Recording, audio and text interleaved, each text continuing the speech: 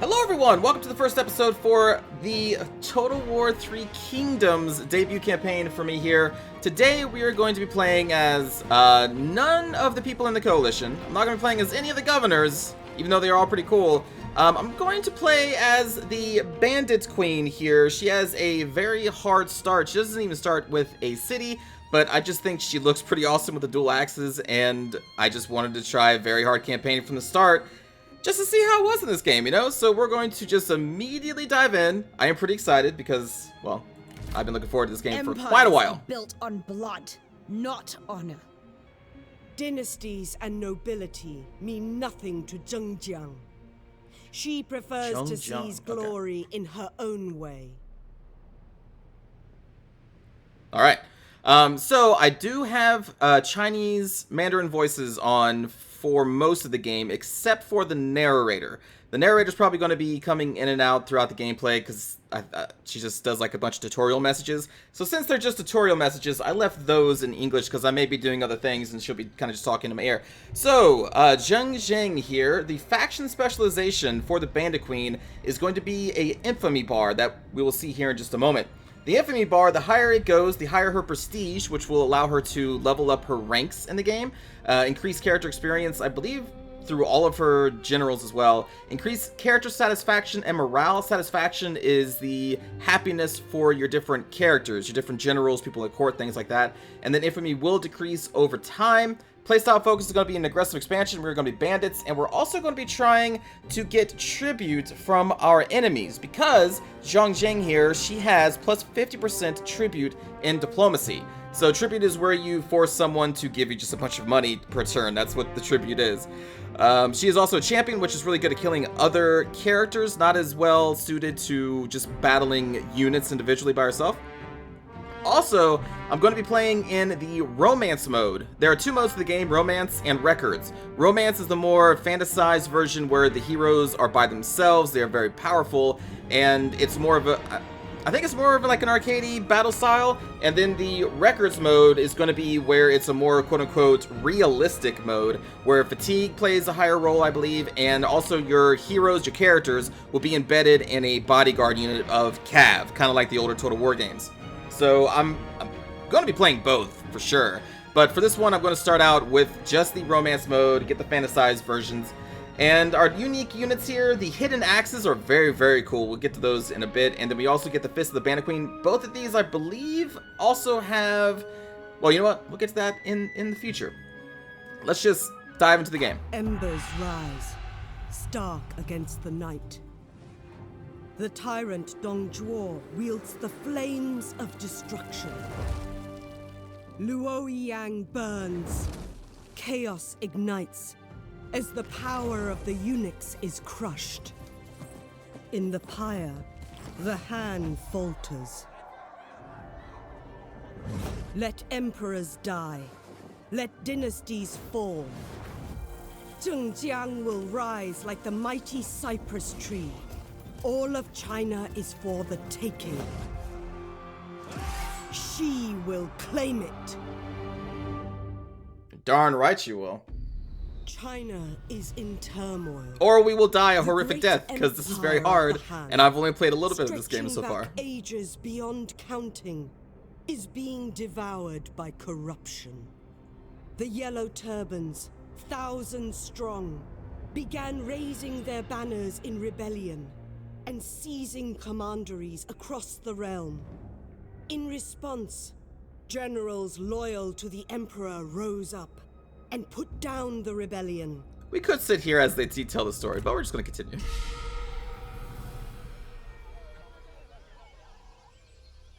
The imperial capital lies in ruins, reduced to cinders. 权贵匹夫相互杀伐，真是让我久等了。 Just so, Dong Zhuo steals away with the Emperor to the west. 此人定是人人得而诛之。若与诸侯共诛此贼，则非我所为；不若坐山而观虎斗。 The Yellow Turbans rise up in every province, seeking retribution and freedom. 正所谓旧途已绝，大厦将倾，百姓揭竿而起，诸侯毫无还手之力。攻伐天下就在此时。如今天下疲弊，狼心狗行之徒各怀鬼胎。若欲寻得金玉功名，何不进去烽烟中寻？ Change is on the wind, Zhengjiang. Seize the moment. Seize glory. So that part is a little weird with the different voices, but again, the narrator, this lady here, is going to be speaking probably throughout the whole beginning of the campaign, and I'm going to be focused on other things, so I actually would want to hear her, and I don't understand Mandarin, so I decided to put her in English, but everything else is going to be in Mandarin, and which is actually pretty cool, because real quick, oh no, I pressed escape, I was going to go to the menu. Well, we gotta, we'll click that open. Alright, so the Bandit Queen revels in destruction and war. Change is in the air. The smell of a rotting dynasty pervades the land. The Imperial forces are ripe for defeat. Strike out and crush them. The Han is dying, and you must hasten their end. Engage the falling general's army in battle, which is going to be this man, and we will get a taste of victory. So military supplies and +5 morale for our troops. Both of those pretty cool. We'll go over what the heck military supplies are in a moment. The other one that we got... Oh, wait, no, that's this one. Do we have another mission, or is that the only one? Okay, well, I don't know what that thing said. Anyway, so... what was I gonna say? Yes, so real quick, if we go into the menu here, it's pretty cool. You can go to audio, and then they have different things that you can tick on or off. So battlefield conversations can be in Chinese, audio voiceover speech, diplomacy, you can just turn anything. It's pretty neat. Also, something that you may be interested in knowing before we start here is that in the interface, we have this alternate unit cards, which is what I have turned on. So I kind of prefer this. If we turn it off, I'll show you what it is turned off first. These are very small things, but... So if you turn it off, it's a neat style, but it just kind of, you know, shadows the actual person and shows what weapons they're using. And then the alternate cards are going to be the people are filled out. If I can click on one person, there we go. So you can, you know, play either way that you want to. Both are kind of cool, but I kind of prefer this style. Okay, so where to start from here? You know what? Let's just go into a battle, and then we can kind of keep fighting. Or we can, and then we'll go over our characters and all that stuff. So let's go over here. And we are going to... we can't find a night battle yet because we do not have the skill to do so. We could delegate it because we're going to win based on this bar here. But why would we do that? Let's just go in and fight. I'm going to show off one of the cool units for the Bandit Queen here.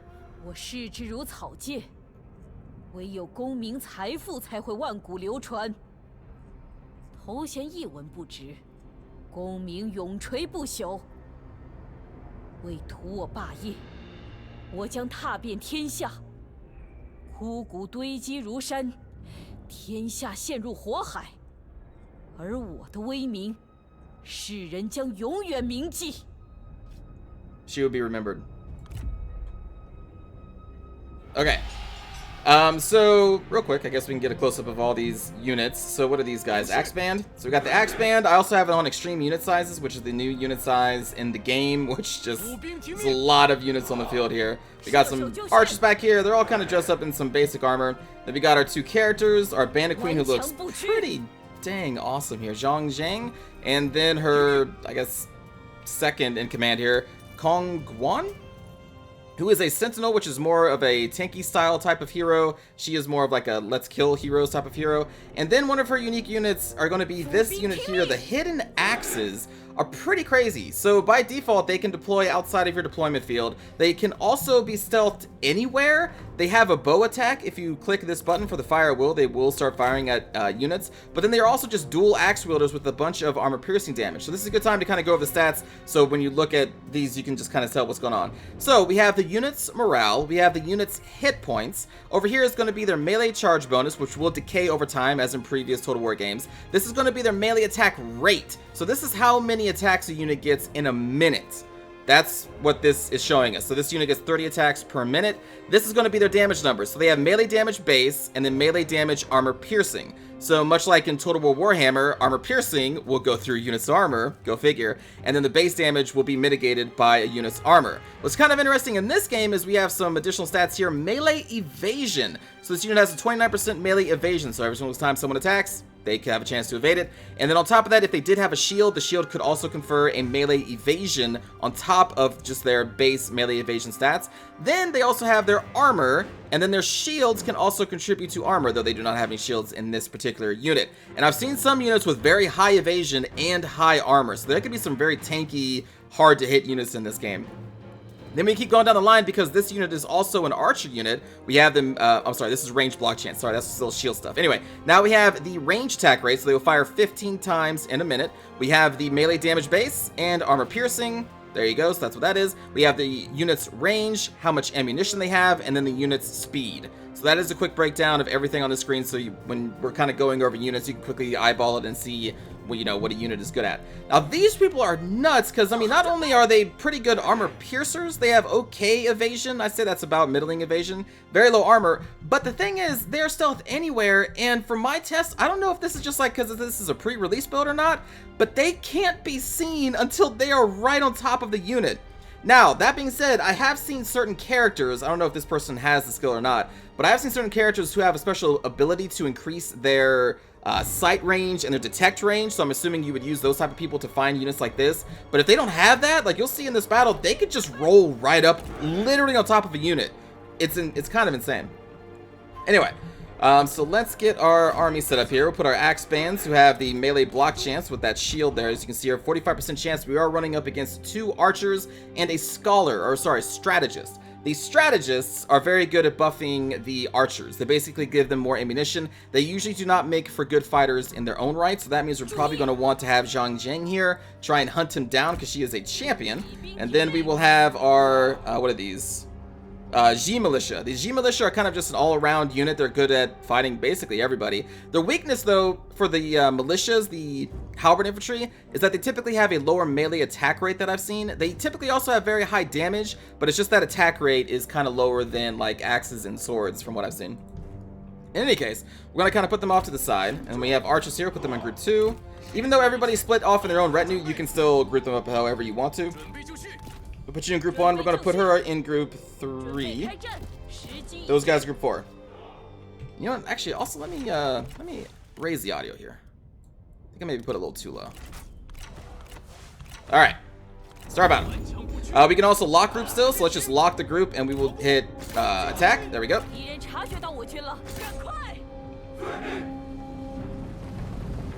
And we'll turn off the. Oh, okay. Well, they were found immediately. Maybe the detection range of this guy is really high. Alright, well, forget everything I said then. How the heck?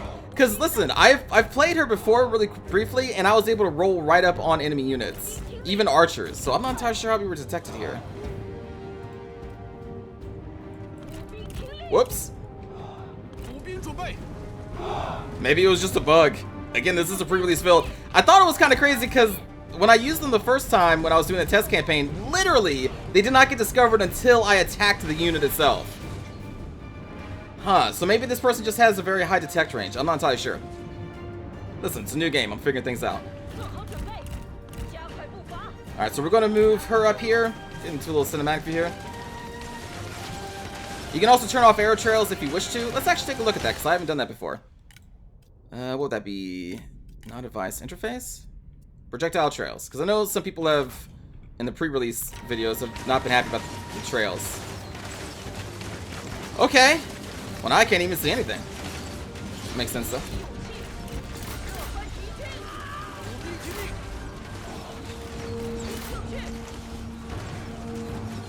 And then we're going to have her go after the strategist there.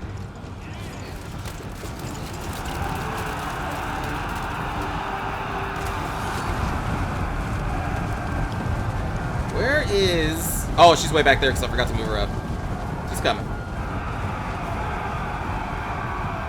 I love the banners. Keep going. Keep going.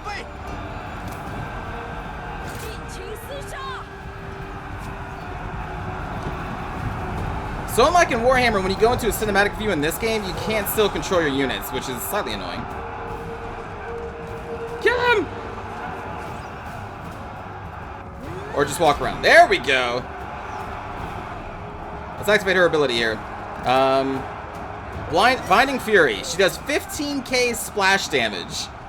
15,000 damage. Oh, but it's only if she's in melee attack. Come on, get him. Oh, he's running away. Alright, well. It's fine. Oh, she killed him. Nice.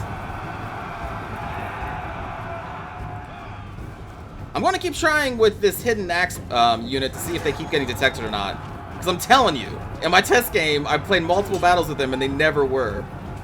So it figures as soon as I actually start recording, I'm like, listen, man, this unit is amazing. And then instantly detected and shot upon. I'm like, well, thanks, guys. Thanks. Thanks for going against everything I just said. Alright, so we got victory there.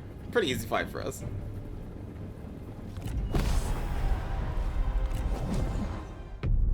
Jeez. Here I am talking them up, and then they immediately disappoint me. Immediately. Oh! He is dead.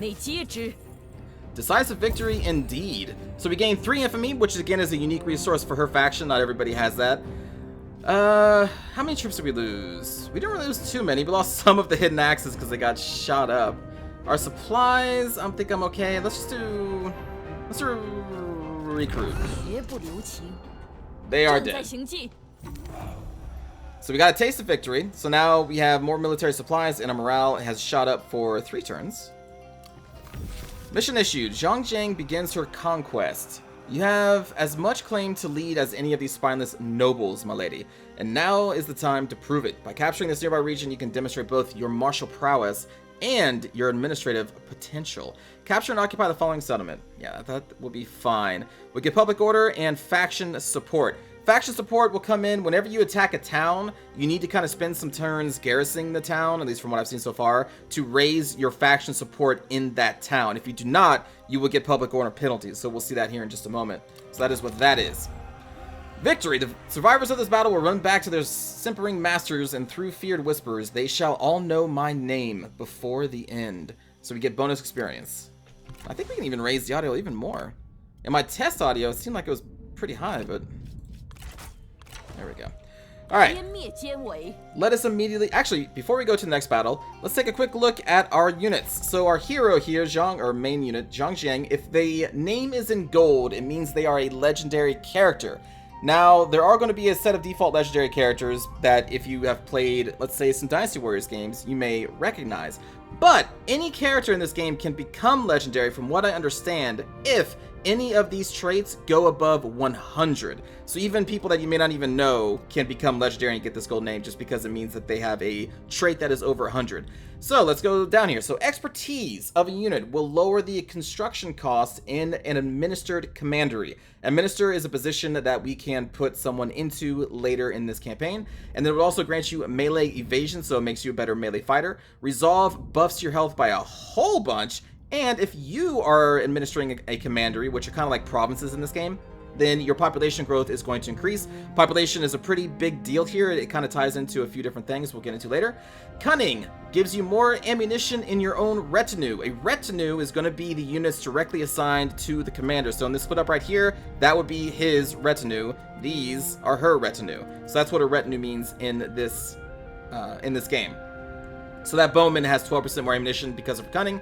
Instinct is going to buff your character's melee damage and also will be able to lower the recruitment costs of the army. I believe they have to be the leader of the army, I think. Or maybe not. In any case, our recruitment costs are going to be lowered. And then the authority is going to increase the satisfaction if this character is the prime minister, your heir, or your faction leader. She is the faction leader, so she is applying a 2 satisfaction buff to all units, or all characters in the game. Not units. Characters. So like this guy, this character, Kong Guan here, is having a satisfaction level of 27, and you can see that there is the authority from people in power, which means our leader gives them a +4. You want these people to have a higher satisfaction so they do not, leave your faction or rebel. I'm not entirely sure about everything that can happen if their satisfaction is lowered because I haven't played the game enough yet, but from what I understand, you probably want to keep this rather high. So that is a kind of slight or quick covering of the different stats here and what they mean for each individual character. Let's take a look at Kong Gyung's, and also I'm sorry about pronunciations, my friends. I'm not fluent in Mandarin, so apologies if I'm mispronouncing these names terribly. Traits for Kong here is going to be incompetent, so lowers his expertise but increases his resolve and lowers character experience by 20%.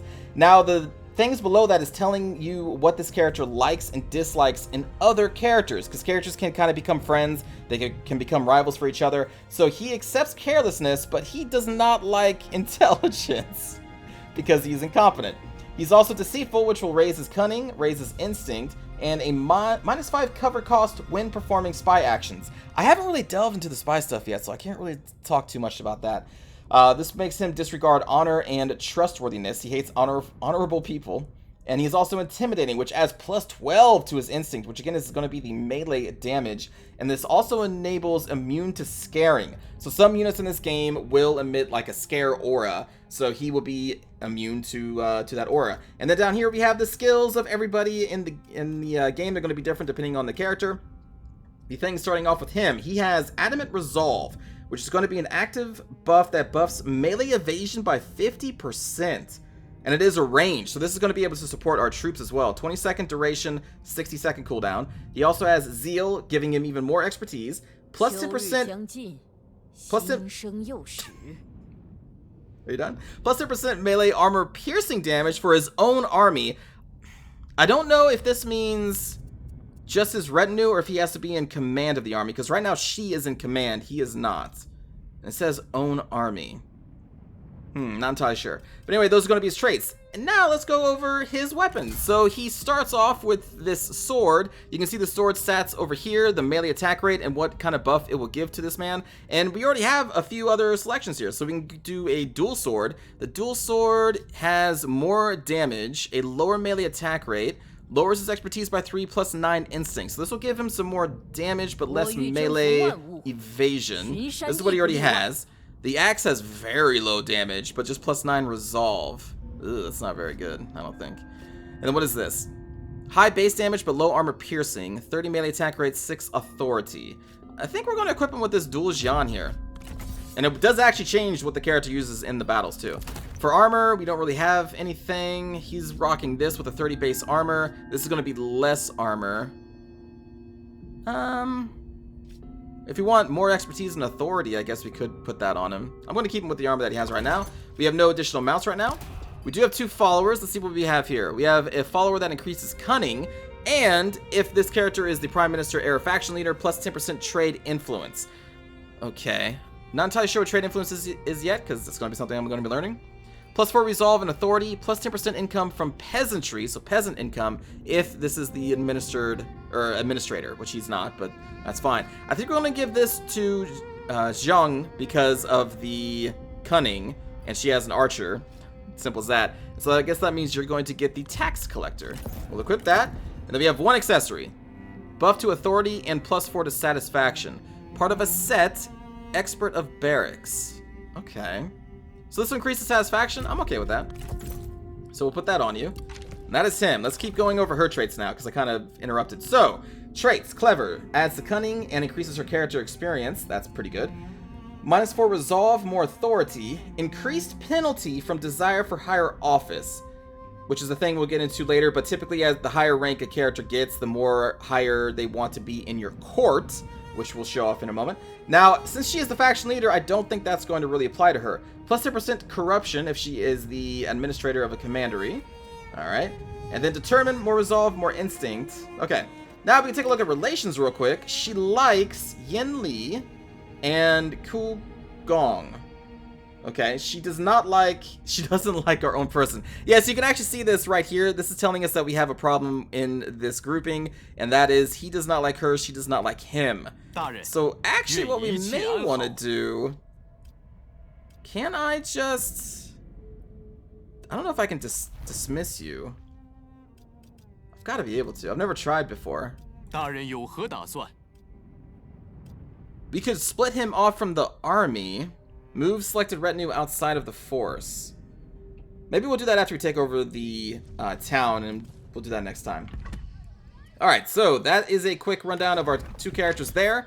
Up here we got the Infamy Bar. So this is going to be able to, or where we'll be able to easily track how much infamy she has, and it tells you the current effects from, well, right now we have a very low infamy, so we're not doing too well in that regard. We also have the Taste of Victory buff currently going on for 3 turns, and you know what, that's enough talking. Let's go and attack this town, and then we'll keep going. They've got 960, they've got some G Militia, 2 Archer units. Let's go.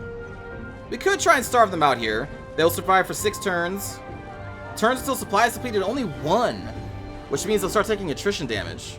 And they have 2 barricades. Ah, it's fine. You know what? We'll be fine. I'm sure we'll be fine.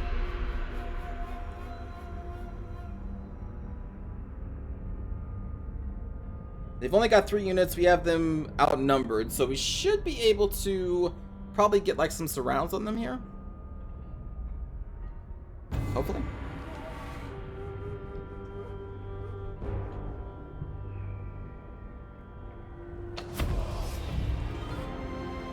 Oh, okay. So, something I learned very early on is the towers can do a lot of damage to your characters. Don't run a character ahead of your army thinking that they can just tank these tower shots. They cannot. Just telling you that now. Towers are kind of brutal. We probably want to attack it to a side that doesn't have as many towers. So I'm guessing from this side. They do have 2 sets of towers here. But at least it's not like a double tower? Or did we just go for the... No, that's a triple tower. Although not everything is within range of each other. Also, what's kind of cool here is that you can actually see the buildings in this town. So this is indicating that this is an actual building. The Drifters workforce camp. And then they also have this building. Whatever this is. A state workshop. So that's kind of cool that they, you know, incorporate the actual buildings you make in the town when you siege it. Let's go attack this side. Alright, so we're going to have an Axe Band come up this way. Axe Band come up this way. We'll have an Archer behind. We'll have the G Militia kind of in the middle. Or maybe we should put them off to the side.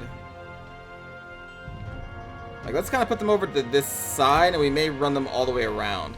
We're going to have you support one group there. She will support another group here. We'll just put these into easily controlled groups, 1, 2, and 3. And then we're going to have the hidden axes be all hidden and go over here. Now, hopefully they are not seen this time. We're going to come up here. They should not be seen. Let's move up. Move up. So we've got 2 G Militia guarding here. That's pretty brutal. They can hold on for a long time. It's no joke. Let's have the Archers start working on those. No. Again, do not have your characters charge like that. Let's put them on walk. In fact, I probably should put everybody on walk, but that's fine. Now, they have not been seen yet, but there are no units here. I think they'll probably get seen when they start capturing this, would be my guess. Honestly, there's actually no point in really capturing it, though. Because you can see here, real quick, it's very handy. This tower will only shoot in that arc. The towers back here may have, yeah, so these towers have a 360-degree arc, but not every single tower does. So, like, capturing this tower does actually nothing for us, so we're just going to keep moving. I think these are going to be forward-facing as well. Yeah, alright. Just want to quickly show that to you. Not all towers are worth it. Are we going to get seen when we start capturing? Not yet. We still have the symbol on. We're going to charge. Move you up. Charge.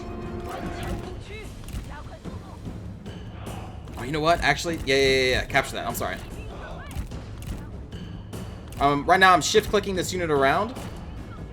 Capture that. Archers are doing their archer thing. They're retreating from us? Oh. Okay. Actually, no. Keep charging them. We'll just capture this then. Go up. Now, these G Militia, I think, do bonus damage versus horses, I think. Which is why when she is selected, you see the symbol. So we're just going to have her get off her horse and support this attack on the ground. I don't know if they actually do. I'm assuming they do. Because they are halberds. Alright, come over here. Now, again, we could use our hidden axes as a archer unit as well. Now, we're going to capture this tower so it doesn't start shooting our archers, because I think our archers are in range of it. And then you are going to come up here and do the same thing. We're going to get you off your horse. We're going to buff our troops up here for the melee evasion. You get in there. 做好准备，准备开战，感受大地的愤怒吧。 Okay, there's that damage.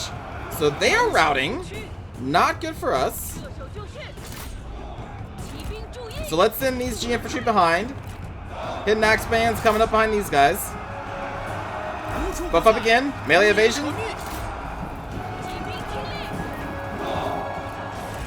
Get over there. Now, the champion is not really geared to fight multiple units, but we're just hoping that she's powerful enough to kind of keep them busy. There we go. We actually have them rout. Excellent. Okay. So we're going to keep her here. We're going to chase these guys off because they may come back from routing. Oh, man, these archers. And then we're going to try and get our archers. They don't have much ammunition left, but we're going to have them fire on their archers there. And we're going to try and capture that tower so our archers don't take any damage. Yeah, and action's not coming up behind these G infantry. Kill them!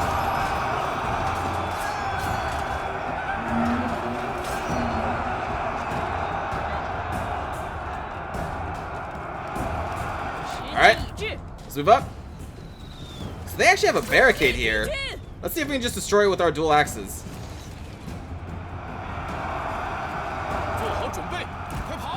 You do the same thing. See if we can destroy that. Did they come back from routing? No, they did not. Okay, so hopefully when they rout out, the towers we controlled will start shooting them.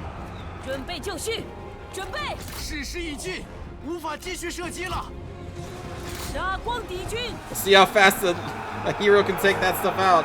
Chase him down!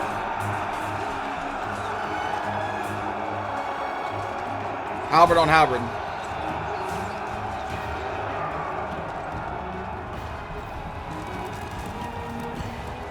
Alright, 1% damage. Fantastic. What do we got over here? Our Sentinel's actually almost dead.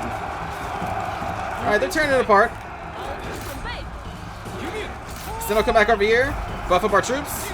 We'll have the axes take these out. I think our archers are going to be out of ammunition. So an easy way to tell that is this symbol below the bow. That tells you if they're out or not. When it's in green, they're at full. When it's like at yellow, they're almost out. Or actually it's red. It means they're almost out. So let's move them up.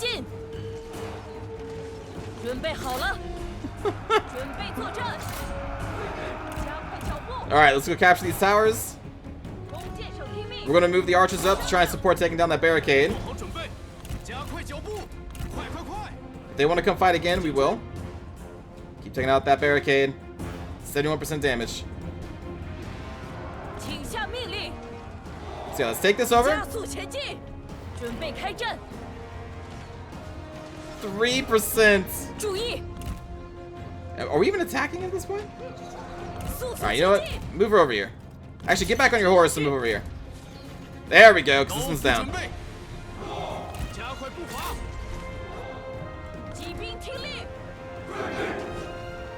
And tower is ours?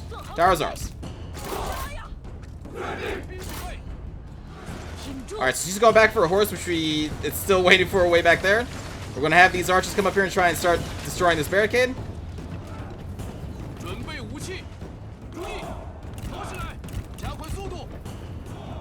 Oh yeah. Oh yeah, you have nowhere to go.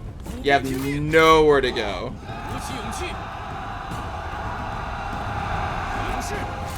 Kill them! Wait till the G militia get in here as well.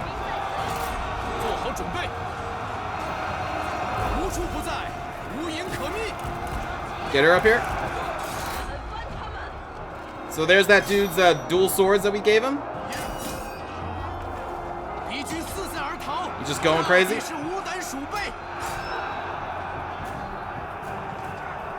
guys probably routing. They are. And there it is, victory. Our first town.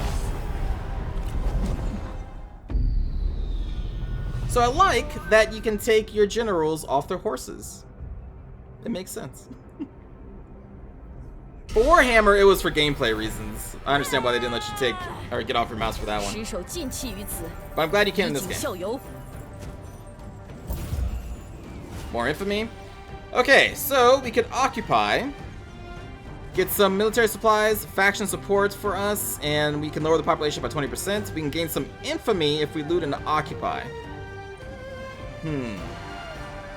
The settlement level will be reduced, though.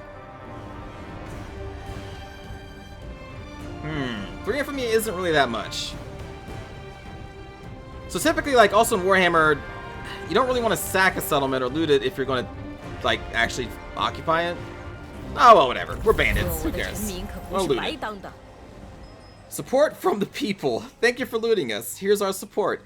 So, plus 25 faction support faction-wide for 3 turns. Fantastic. So, we'll escape that.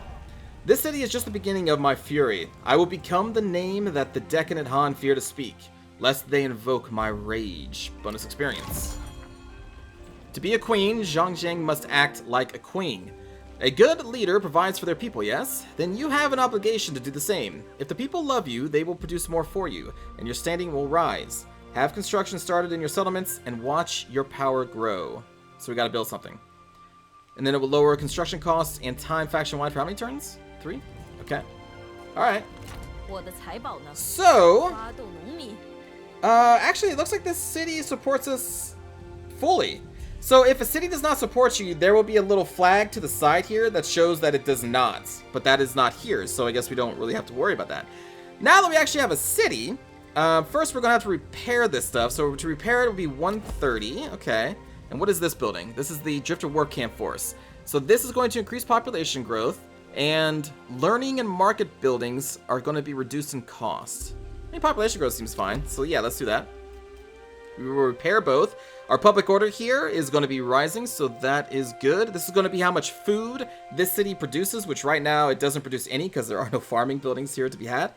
And no income from this town, probably because it is on fire. So that is kind of a big deal there. Then up here is going to show the population of this town, and then down here is going to show you the population of the entire commandery from those buildings that you own. So like right now we don't own the iron mine nor the toolmaker shop in this commandery or province, so only its thing represented here is from our town. And again, this is going to be pretty important. I think peasants and growth is going to be a pretty big deal, I think. Alright, we got a lot of stuff here. So here's the mission issued. These are basically all the things we just saw. Faction developments. Oh, a new capital has been established. Right, because we have a star here. This is our faction capital. I believe we can move that at some point. Yeah, moving your capital. 5,000 gold. Okay. Glorious victory. Yep. Ancillaries gained. So, yeah, we know about those. We already have them equipped. Alright, so town has been taken.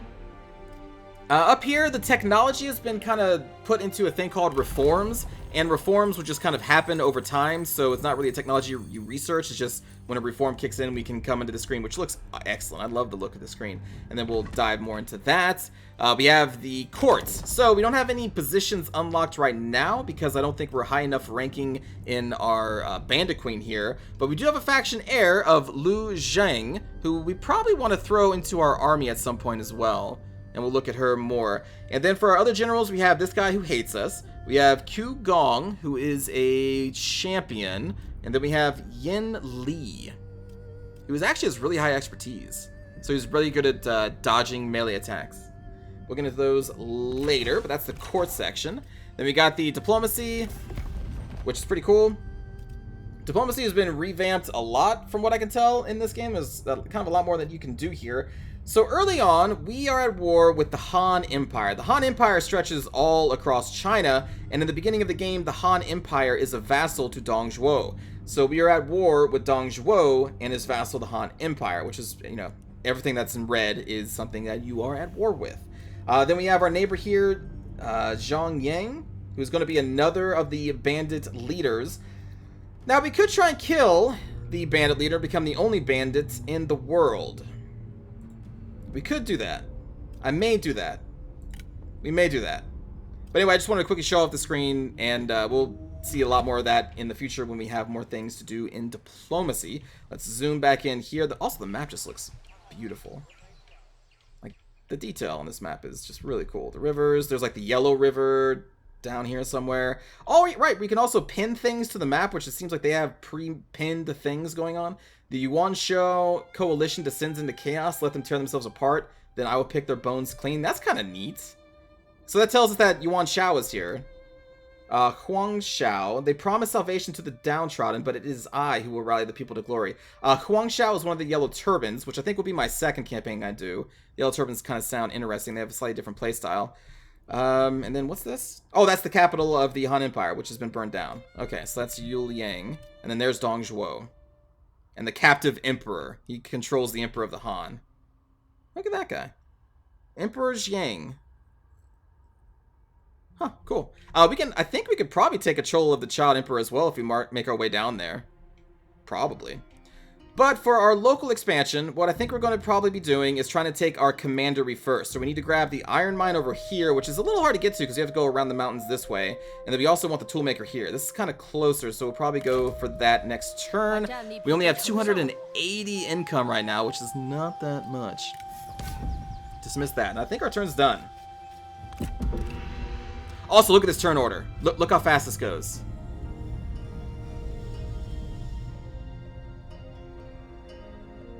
Done. It's that fast. Like, what?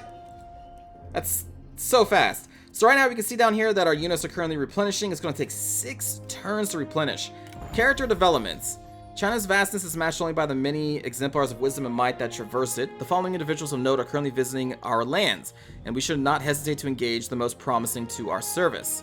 So if we go to the court screen, here we go. So we could potentially hire one of these two. So we have a magistrate who is a commander leader, and then we have a vanguard leader.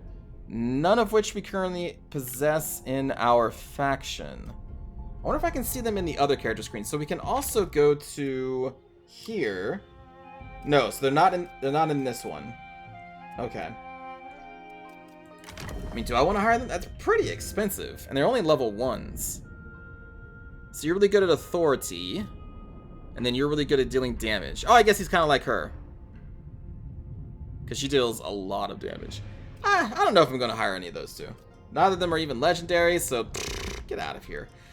So we have a lot of turns to recuperate, but I still kind of want to press the toolmaker. We can also recruit, so we can pull in one of our other commanders here, including the ones that just came in. We probably would like our faction heir to be a part of our retinue, but she costs 120. We have 280. I mean, we could throw her in here, I guess. We can also get Q Gong. But you know, let's get the faction. She's also level 2. So let's do confirm. Alright. So, let's take a look at her. Weapons. She already starts with a... I don't even know what kind of... I don't know what system they use. Like, is this common, uncommon? I'm going to just call it, I guess, uncommon. So this weapon does a lot of base damage, not much armor piercing. High attack rate gives her more authority and satisfaction. So I will let her keep that. These robes give her some more cunning. We have no new mounts. We can equip you. The merchant. Wait, I thought I equipped the merchant to Zhang. I guess maybe not. Well, you know what? Sure, we'll equip it to you because it adds to your cunning, and she is going to be really big on cunning and adding ammunition to the archers that she will be leading. And then for accessories, we still only have the one, so that's fine. For her abilities, we have Composure, which can enable fire arrows in her own retinue, and enables night battles, which is kind of a big deal. Night battles will lower morale of the enemy, so that's kind of cool. She also has Wisdom of the River, which grants her some stats, and for 30 seconds lowers the enemy's melee, evasion, and armor. Wow, that seems like a powerful debuff. Holy crap, you are pretty cool. She's a rouge. And then Scholarship. Okay, so character experience for this army. And if she is an administrator, she increases income from commerce, silk, and spice. Pretty powerful. Traits. Competitive. Instinct authority, plus 10 to charge bonus. She increases ambition to gain independence as administrator. Okay. More resolve and authority. She musters quicker and her replenishment is faster. Resourcefulness, cunning, and expertise. Plus 5 to reserves if she's an administrator. And let's look at relations. She has currently no relations. Did you build a relation at all? Other than just hating your own leader for some reason? You like Hu Gong and Yin Li. I'm sure you'll probably like your faction here at some point. Alright, so now we have her in the retinue. We only have 160 gold currently being made. We could hire another archer, maybe. They're pretty cheap, I think. Yeah, like the basic archer is 60. But, oh, this is another thing. So different commanders have access to different types of units. So, for example, she has access to crossbows and the trebuchets. This guy only has access to the very basic archer. He does not get crossbows, but he does also get a chance to get the mounted lancer militia, which is our very basic shock cav. And he also has these kind of tanky swordsmen as well. And then she has access to her unique hidden axes, which I think are still a pretty dang cool unit. She also has these medium spear guards, which are decently armored, and they have okay evasion with their shield there, and mostly armor piercing damage, only 20 attacks per minute. And then that's her units there. It's very tempting to get a trebuchet. The thing is, we can't afford it right now. So let us instead... Can we disband these? Disband unit. Okay, because instead of the basic archers, let's grab the crossbows. Because the crossbows have a higher range, and they have higher damage. At least armor piercing damage. I guess they have less shots, though. But they also have high armor, too. So we'll grab 3 crossbows and recruit those. Alright. Then we're just going to kind of sit in this town and let it replenish for a bit. Which is okay because, hey, unlike in Warhammer, the turn orders here are pretty fast. So I don't have to wait for like, 5 minutes between each turn. As they fight side by side, your generals' bonds will deepen as friends or rivals, affecting their satisfaction in your service. Be watchful of their relationships and their characteristics as they develop. There you go. This is also a pretty cool UI feature. Down here you have all of the shortcuts. So here you have your commanderies, here you have your armies, and then your characters. So whenever these things are flashing, it's telling you that there's something to do or look at for that specific thing. So like coming over here, this is purple. I think it indicates that she leveled up, maybe? Yeah, so the purple means that she has leveled up. So now we can spend some more ability points here. So we can grab Guile, which will give her guerrilla deployment for her own retinue. So everybody can deploy outside of their own deployment zone. We also have access to, what is this?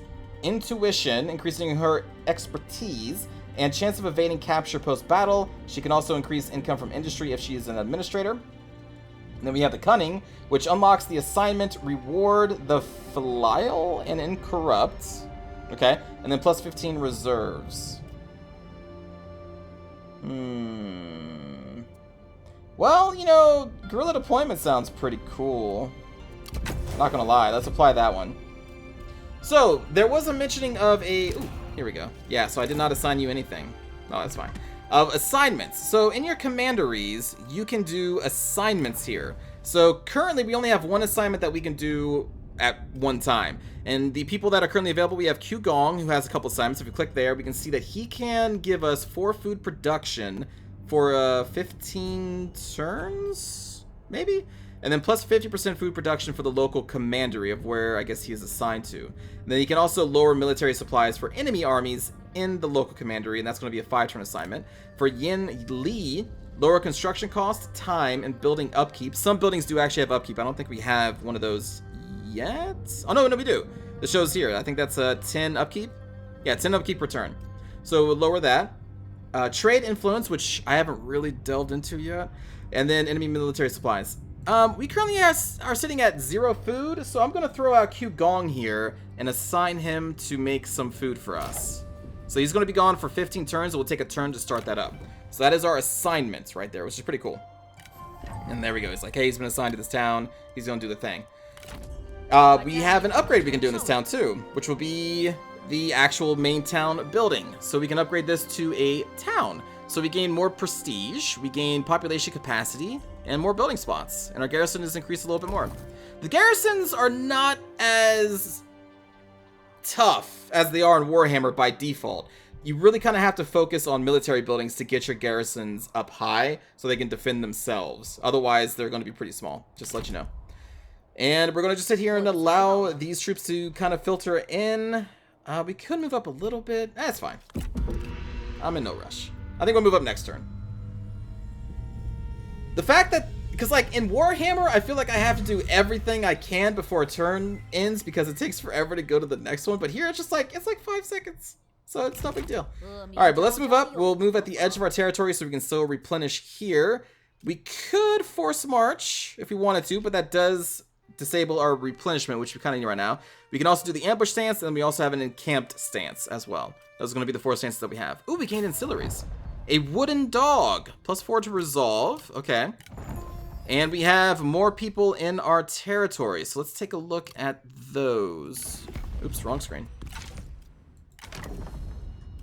So Wang Hong. Oh, Pu Leng is an actual legendary character. Wait, how? You don't have anything above 100. I guess he's just a default legendary character. But why? You have high morale. Your charge bonus is pretty insane. 2.5k melee damage, armor piercing. Kind of nuts. High armor, high movement speed, probably because of the horse. Yeah, there's his armor and stuff. So dull iron carapace. Brown horse. Spear. Spears seem to do a lot of armor piercing damage that I've seen so far. So you have a high resolve, so you're tanky. You are a bandit, legendary character. Legendary champion, best used to engage enemy generals, however weaker against units. So yeah, he's kind of like another Zhang Zhang there. But do I want you though? Cordial, ambitious, strong. Past loyalties, Dong Zhuo. So this is something that you have to be careful about. Especially I think if a character has a past loyalty, the way that spies work here is like this guy could totally be a spy, and if I recruit him, then he can start doing actions against our territory for Dong Zhuo. While we are using him actively as a general, he will be also a spy. I don't know a lot about the spy stuff, but that is a way that you can get spies into an enemy faction is by releasing them as a spy. And so this kind of makes me like, huh, is he a spy of Dong Zhuo since that was a past loyalty, or was he just upset with Dong Zhuo? I have no idea. Hamstring, engaged in a duel or has an attack order. 3.8k splash damage. I mean, it's kind of tempting because he's a legendary character. 15% chance of ambushing faction-wide. Oh, if he's a prime minister, heir, or faction leader, which he's will not be. I'm going to skip out on him right now, but it's kind of tempting. This guy's a level 4. He has no past loyalties, but we already have one scholar with Lu Jiang here. But that is tempting. We kind of have to save our money, though. Let's be real. We don't have much of it. So we're going to be replenishing this turn. Ooh, we have a reform. Okay, so as a reform, what do we have here? Foreign envoys. This branch will enable more trade agreements and stronger commerce. We'll have a +1 available trade agreement, and it unlocks the tier 4 buildings of those specific chains. Which I don't know all the buildings by heart yet in any way. So I have no idea what those do just looking at it. But I think we can pin them here and then hover over. Yeah. So this is going to be a trading port, food production, commerce income, and bonus income from commerce. I'm assuming in the entire commandery. Agricultural buildings are cheaper. Coastal trading village. Prestige income reserves. And then a fishing ports. So you got like the main food, middle food, no food. Okay. And then this is going to unlock other things up there. Or we could also go down this tree. This branch is focused on overall economy and commerce. This is focused on population growth. I think population growth is going to be pretty big for us. I'm going to get the resettlement initiatives. But we start with this one, which this will lead to increased military capabilities. -8% recruitment cost faction-wide. Well, what else do we got here? More military supplies. And construction costs for military infrastructure. And unlocks a tier 3 military building. I'm going to get this though. Population growth I think is going to be big. So let's at least get a little buff to the population growth. So, what do supplies do? So down here, every single army has the supplies, which is represented by the brown bar there, when you can also see over here. So if you hover over military supplies, you can see that since we are well supplied, we have +4 morale, we have an additional bonus to our replenishment as well. So as the lower this gets, I believe that penalty is going to fade away until you get to 0. I don't know what happens if you get to 0. I've never let my supplies go down that far. But supplies are automatically given to your army when you go back into friendly territory, and I believe they are pulled from the town's local reserves here, the supply reserves, which you can see we currently have a +2? +8? per turn. So that will eventually max out to 15, but you can increase the reserves through, I think, reforms as well. So I believe our supplies are going to be pulled from the local commandery reserves that are located right there. So it's kind of important to have those increased as high as possible, because if a town becomes under siege, you can see there that we can only hold out for 1 turn due to the amount of supplies we currently have. So it's not like a guarantee that a town can hold out for 14 turns if their reserves are very low. So that's going to be kind of a big deal for us. But let's end the turn, and then we'll go for this tool maker.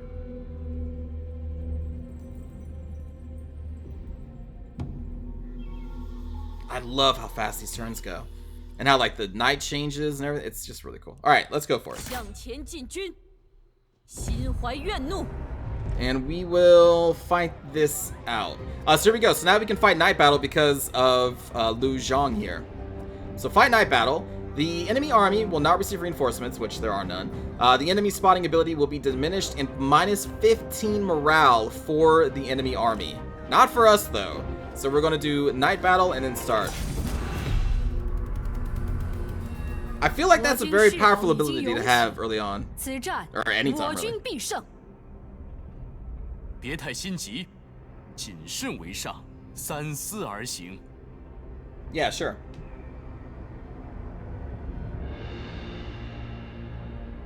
We're probably going to want to eventually split that guy off since he hates our faction leader and have him have his own army. 对吧？ 以智取胜，夺取荣耀。 They never really had a chance. Harsh. Very harsh. Ooh, I'm seeing a nice backdoor opportunity here. Alright, so for our hidden axes, we're going to put them back here. And again, they're hidden anywhere. They don't even need to be in trees. And then I think everybody else will... What's your range? So, like, we can attack from right here, and then these towers won't be able to hit us. So let's do that.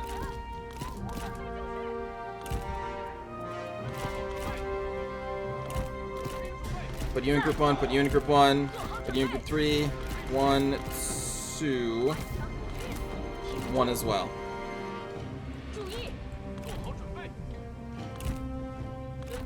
Put all these people in the same spot. Now, we could deploy our retinue outside the deployment zone. Her retinue, that is. And that's indicated by this little symbol here. But I think I'm okay with where they are. Let's kind of keep it together. Throw you over here, put you in group 2. There it is. Okay. Start battle. So they have no archers, but they do have shielded infantry here. Most swords that I've seen are all sword and shields, so they will have missile block chance. And then this is saber cavalry, which also has a shield block chance as well. So they're pretty good at rushing down enemy archers. The lance cavalry, the shocks, those are pretty easily killed by archers. Alright, so let's move up the melee. We're going to have the crossbows focus down. I mean, they're going to be able to block, but that's fine. Right, and then you guys, no purpose in taking that tower. We're just going to have you run behind.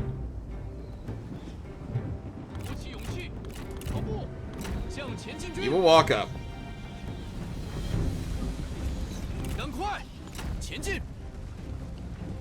Just walk. No rush. And you know what? I think just so we know what's going on, I'm going to turn on the arrow trails again, because I can't see them. There we go. Now, I said we also had fire attacks, right? For her retinue? Skirmish mode, fire at will, toggle melee mode. Maybe we can't have it in the rain, I guess, maybe? It said that she had fire attacks. So we've already routed one of the swords. Let's focus on them. We'll charge in.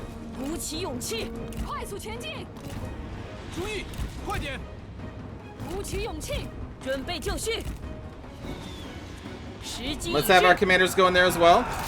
And we're going to debuff them with the -2 armor and evasion. Buff up our evasion.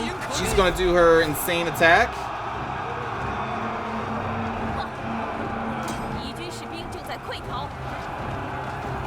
Just go through, friends.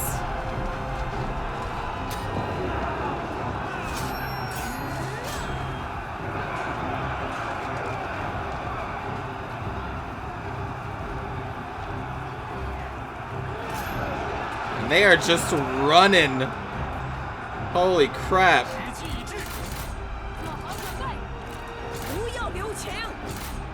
Our hidden axes didn't even get to come over here.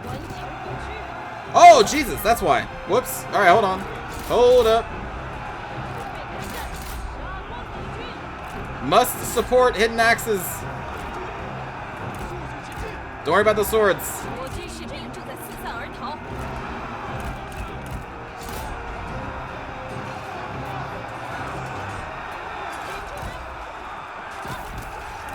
Go, go, go, go, go, go, go. Crossbows are handling the sword infantry there. We have them outnumbered, though. It's not like they're shock cav. They're just now just dudes with swords and shields and auras.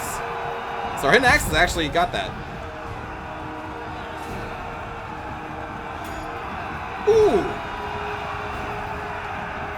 Get out of here.